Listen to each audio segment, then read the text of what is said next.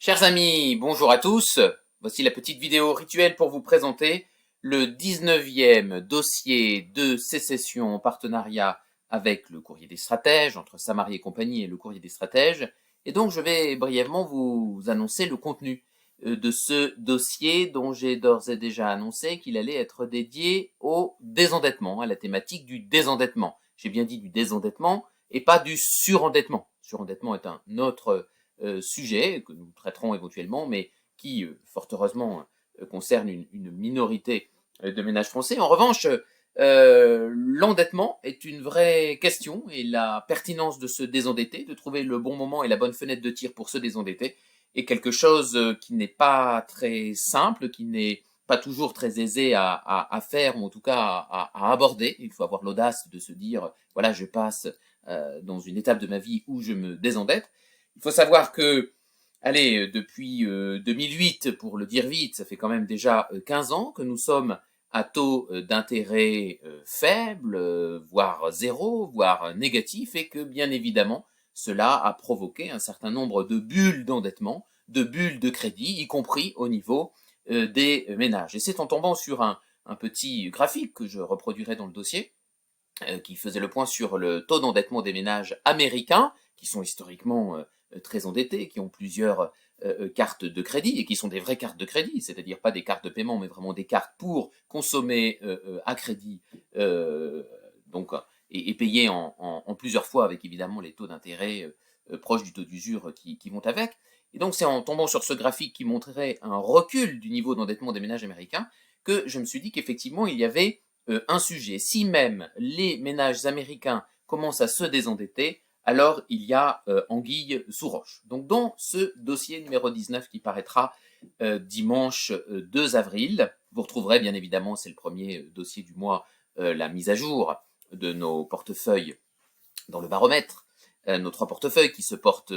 très bien, que ce soit le profil prudent, le profil équilibré, le profil dynamique, tout va très bien, Madame la Marquise, parce que nous avons diversifié et que nous avons un pied dans le défensif, un pied dans l'offensif, et quand l'un recule, l'autre eh bien, permet d'assurer l'équilibre de la marche. Donc nous ferons le point là-dessus.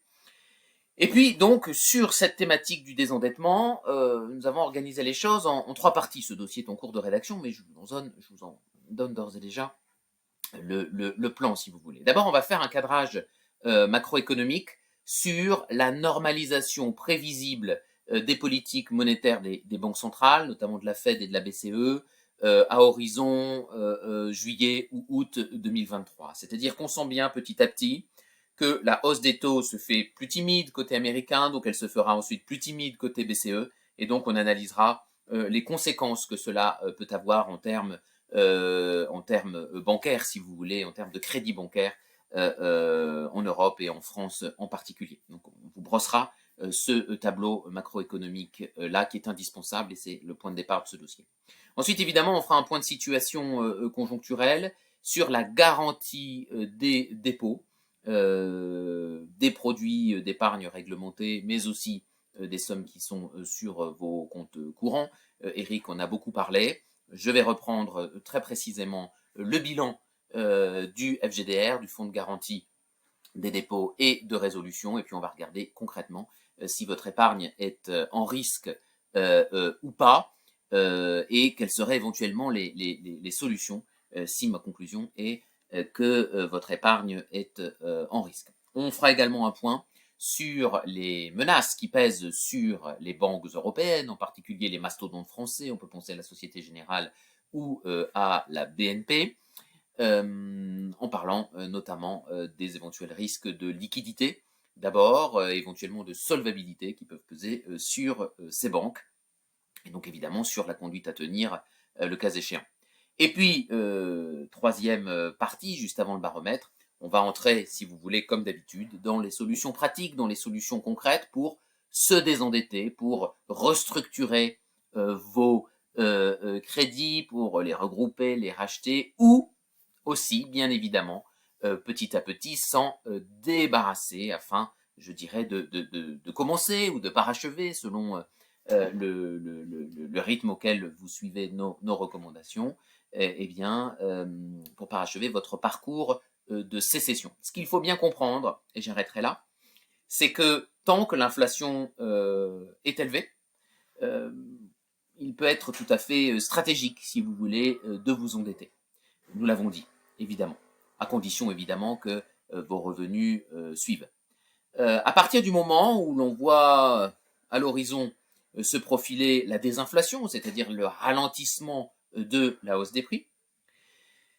voire peut-être la baisse des prix, mais nous n'y sommes pas et nous n'y serons probablement pas de sitôt, si tant est que nous y soyons un jour, eh bien, il devient évidemment beaucoup plus coûteux d'être endetté. Et c'est donc ce que nous expliquons, et nous voulons que vous ayez un temps d'avance sur,